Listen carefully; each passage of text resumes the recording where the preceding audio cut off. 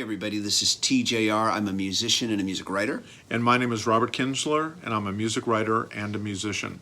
And today we are going to count down our 41 through 45 of our top 100 songs of all time. Favorite songs. Favorite songs of all time. These are our personal lists. Now, one thing I want to say just real quick, I see so many, and I'm not going to target and call out any publications, but they say flat out the best songs. I go, so everybody on, and these are big publications, so everybody on your publication agreed that those were the 10 best movies of 1999, or everybody agreed that those were the best 10 albums in May of 2019. I just don't believe that's true. Yes.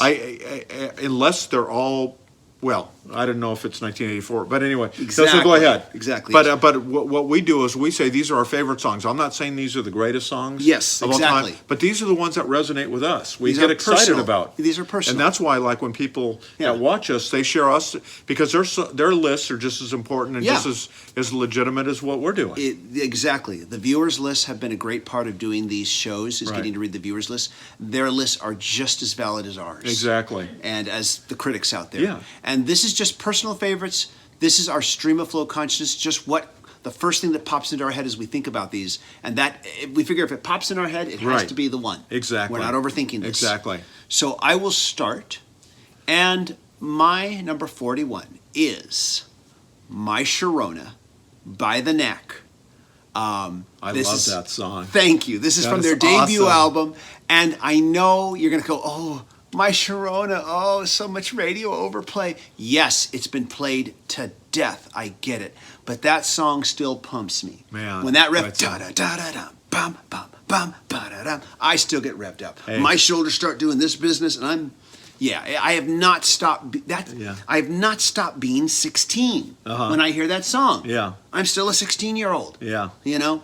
So yes. It's such a great power pop song. I mean, it's the melody, like you're saying, just the riff, that guitar riff. It's riff rock and power pop and just classic. It's everything. Yeah. And great vocals and Yeah. just a great song. Yeah, Thank couldn't. you. And if it's one of those songs that if I haven't heard for a while, then it comes on. Yeah, you're cranking it up and saying, Yeah. "Man, this kicks it." Absolutely. Yeah. Absolutely. So let's hear yours. Okay, so this is very different. And Sure. My number 41 is "Distant Early Warning" by Rush. Oh. And even back in high school, I had this friend. We'd go cruising, and he would play. Probably it was the first or second Rush album. He would play them like at a deafening level and stuff. And I have to admit, it was like, okay, yeah, it was good rock and roll, but but I never really totally connected to Rush until I heard "Distant Early Warning." Now I've rediscovered their catalog and been a fan ever since, and seen them a number of times in concert. But I just love it. They've released so many great songs, but this one, which appeared on Grace Under Pressure, just connected with me, and it was my perfect introduction to the band. And what an amazing trio and legacy they have. And I just love "Distant Early Warning," and kind of like My Sharona, that song comes on and I have to crank it up. Your experience with Rush is a lesson to be learned. There are so many people who say, they didn't like a band because the first time they heard it didn't connect Yeah. with them, and then they never gave it another chance. Right. Ever. They just made that decision, that's it. And I can think of plenty of groups whose music did not connect with me at first, but then later in life it did, because I was in a different place. Exactly. So a lesson to be learned. Always challenge your taste. Always go back to artists that other people think are great, that you don't necessarily think so, to see if maybe you're not going to hear it with different ears. So lesson learned. Yeah. It's time for my number 42. And this one is not going to be one that I don't think a lot of people are going to know about. It's entitled "Everything You Ever." Strange title, I know. "Everything You Ever." It was performed by Neil Patrick Harris, who we know, of course, from his performances in TV, movies, the stage, who is a very good singer. Yeah. And it's from the soundtrack album, Dr. Horrible's Sing-Along Blog. Now, if you're saying, what was that? Yeah. Dr. Horrible's Sing-Along Blog was a short 45-minute musical comedy drama / tragedy. Right. Written and directed by Joss Whedon, who created Buffy the Vampire Slayer. Right. It's And about Firefly. We can't forget and Firefly. We yes, can't forget another Firefly. great show. Yes, about a a supervillain, or a young man who wants to be a supervillain, played by Neil Patrick Harris, Right. called Dr. Horrible. And this is the final song on the soundtrack, which is available commercially. And of course, you can watch the actual 45-minute show on YouTube. I'm sure it's still there. That's where it originally premiered. Yeah, I have actually the DVD. I remember It's on buying DVD it. and I Blu-ray, remember yeah. buying it when it Yeah. came out. It's so entertaining and One of the most unique 45 minutes I've ever seen. It's totally genre defined in terms Yeah. of like comedy, superhero action. I mean, it's kind of It's got everything. Yeah, it Music. does. It's a musical. It's a comedy. It's a drama, and it's Yeah. a tragedy. It's a tragedy too. The exactly. last song, entitled "Everything You Ever," is about the fact that our character, who is a villain, gets everything he's ever wanted, and it's so sad and tragic that he does. And the song is so powerful. It just leaves me just like when I hear it. And it's as if there's a vacuum after I'm done hearing it. Like there's this vacuum in my head. It's just like, oh, it's so tragic. And now part of this is because of what's going on in the story. Of course, I'm going to associate it with that. And maybe it won't have the same impact if you haven't watched it.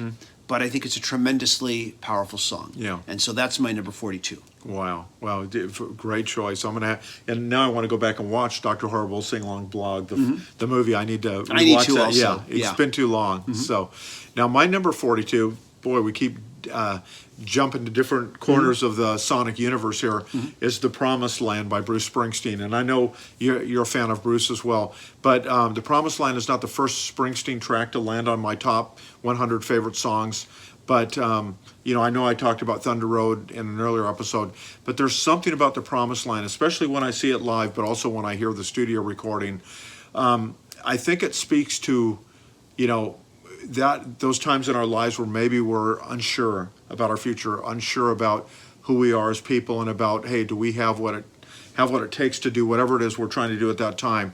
And this is a song that reinvigorates and maybe gets you to say, hey, I believe in the promised land. I can do that and stuff. And I think, and it's just memory of mine. I think once I heard Niels Lofgren, who's in the E Street Band, talk about it, and he said that was one of those songs that, no matter many times he performed it on stage, it invigorated him. I think there's something very special about that song.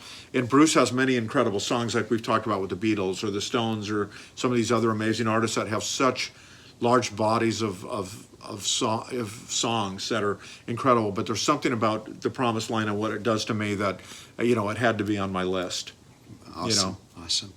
And now I am going to move talk about jumping, I'm going to move from the hopefulness that you bring up in that song to the absolute hopelessness, dark hopelessness of the song Scarecrow, my number 43. Scarecrow by XTC from the album Oranges and Lemons, which is mostly a really positive album, but there's this one track called Scarecrow that is very dark, and it is about man's inhumanity to man and man's blindness to it, and it's man's inability to move beyond it. And it uses scarecrows as a metaphor for that. There's a line there, and we ain't got no brains and we ain't got no heart. Yeah. It's just that wild old wind that pulls us all apart. We're the Scarecrow people, and we've got something in common with you. It's a very dark song, but it is so well crafted. It is so meticulously crafted in its arrangement and its songwriting. It is just a very powerful song, and so that is my number 43. Wow, that's a great choice. My 43, and boy, it sounds like I'm doing pretty well-known songs and pretty well-known artists today, but maybe it's just one of those Just one of those stream of days. consciousness. And this is New Year's Day by U2. Oh, yeah. This is a song that when I saw U2 perform at the US Festival in 1983, this is a song that made me, along with Bruce Springsteen, I think they're the one artist that I've seen probably more than 25 times over the years. I just fell in love with U2 when the power of that song, kind of like The Promised Land, like we just talked about. But when I heard them do this song in May of 1983, my world was rocked. When I saw Bono, in the Edge, just with those chiming guitars and stuff. I mean, it was something new I had not heard. And it was in the 90s when I'm sitting on this hot field. Probably I didn't even have any water with me. I was young and stupid. I'm just sweltering in the heat. But all that was forgotten about when U2 started playing New Year's Day. I mean, they blew me away. I mean, quite simply. And I know everybody out there that's a music fan has had these kind of experiences. But this is, all these years later, that is an experience that still resonates with me. And I just, when Edge was going back and forth between the piano and guitar, that's not something I'd really seen before, too. And it was just an amazing moment for me. It's an amazing song. Yeah. I think New Year's Day was one of the songs that began to make me realize, oh, this band, U2, they're something to check out. Yeah. I think when I first heard it on the radio somewhere, it was like, there was just something about the sound and the tone of it. It was one of the first times I began to notice, this is that band people are talking about called U2. Yeah.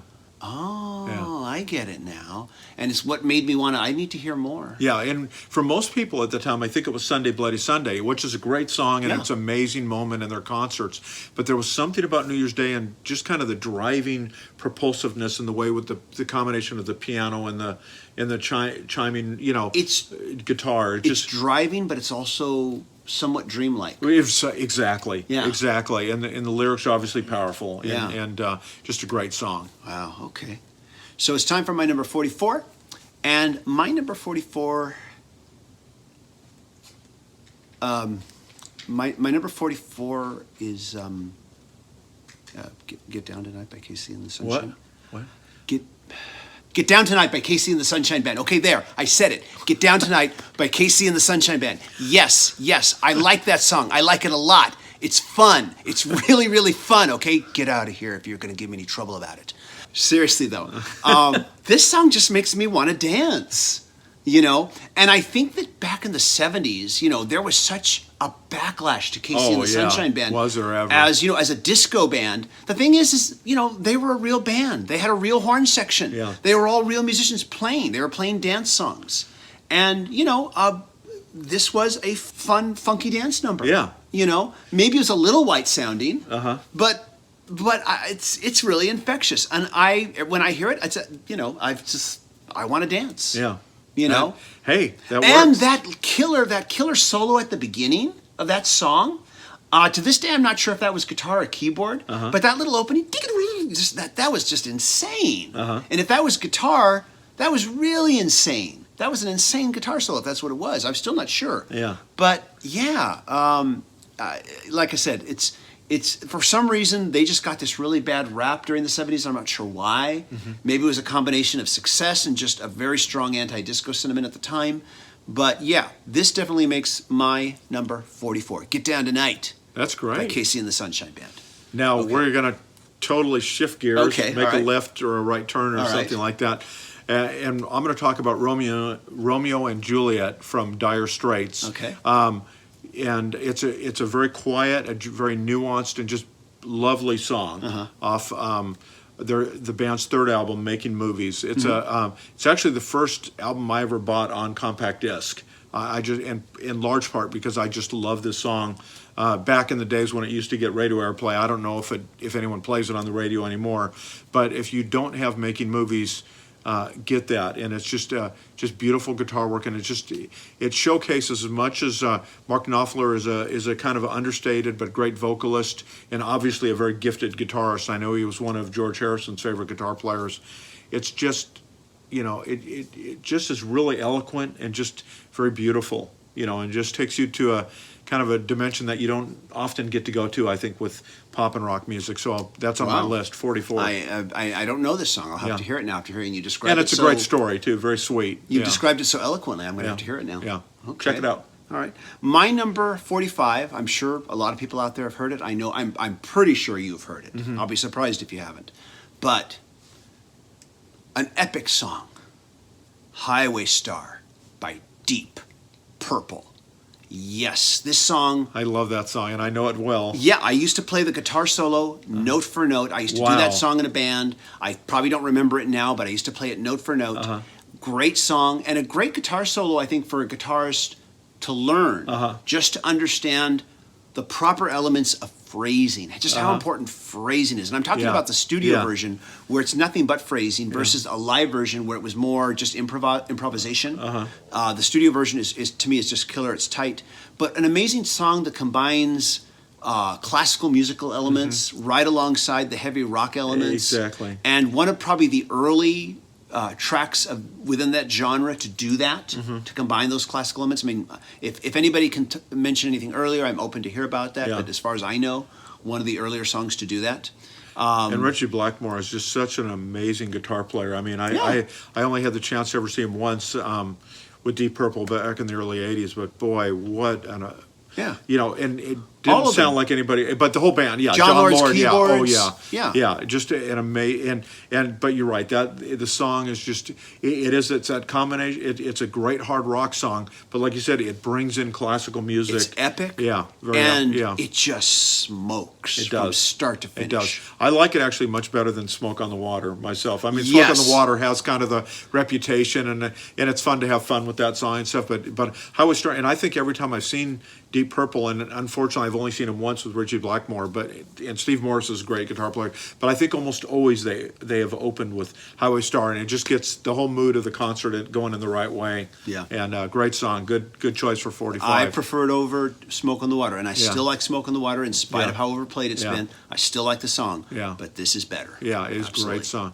Now, my number 45 will probably be a stranger to nobody. That for sure. If you love the blues, you're going to know this song. But I think even people that don't know a lot about the blues have heard that, and that's the Thrill is Gone, which is B.B. King's signature Yeah. song.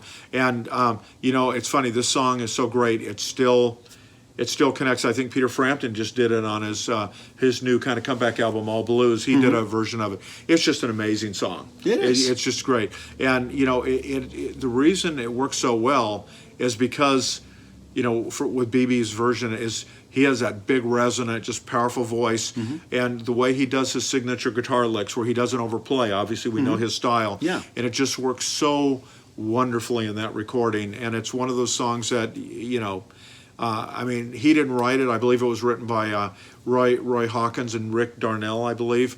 But B.B. King, he made the song his own, and everybody is forever going to associate it with the late great B.B. King. And The Thrill Is Gone is my number 45. And B.B. King, as long as you're bringing him up here, a huge influence on me as a guitarist. Yeah. And you're right. He doesn't overplay, and as he grew older, he started using less notes, but he started saying more with less notes than he had previously. I agree. And I think it was just a testament to his playing that he learned just how to make a single note speak and say so much. Yeah, it's incredible, and it's funny. And you could. And we're not saying that because we're huge fans, but somebody might listen to it that's just into shredding and say, "Oh, he couldn't play that well." Well, you try to replicate and duplicate what that great did. That you can't emotion. Do it. Yeah, it's kind of like the true greats in the stuff. The people that are going to be remembered are the ones like B.B. King that do something unique, and they do it from the heart and with a certain authenticity and craftsmanship that leaves players like me just in awe, just saying, "Wow, how could I ever?" Try to do something like, I mean, yeah, B.B. King was amazing. I saw him, I'll never forget, in the early 90s, the Orange County Register, back when I was writing for them, had me go review him. And this is when he was leading a big band and he could stand for the show, before his health went kind of downhill and stuff. And I didn't know a lot. I was blown away. And he led me on a road where I became a big blues fan. I started going to blue festivals wherever I could and stuff. And yeah, he's missed, and his impact on blues and rock and roll was so profound, and in large part because The Thrill Is Gone. That song, I think, led a lot of people to the blues. I would agree. Great pick, great song. Yeah. So that is our 41 through 45, and so next time it's going to be 46 through 50, and we will make it to the halfway point. Wow. We'll finally 50-yard line. We're going to make it. 50-yard line, and now we still got 50 more to do. But I don't think we're going to run out of songs. No, I don't. I don't think there's a chance in hell we're going to run out of songs. So stick with us, folks. And now it's your turn to leave your 41 through 45 and share it with us and everybody else. And we'll look forward to reading what you have to say. And once again, thank you for your support. Thanks for clicking like, clicking subscribe, and be sure to ring the bell, click that bell notification so you can know when we release new videos. And also, special thank you to our patron supporters. If you'd like to help us make more videos and more of the videos that you want to see, please become a patron supporter. Pledging as little as the cost of a cup of coffee a month will make the biggest difference in the world if enough of you out there just do it. So please join us. Thanks, everybody. Take care. See you later, everybody. Bye-bye.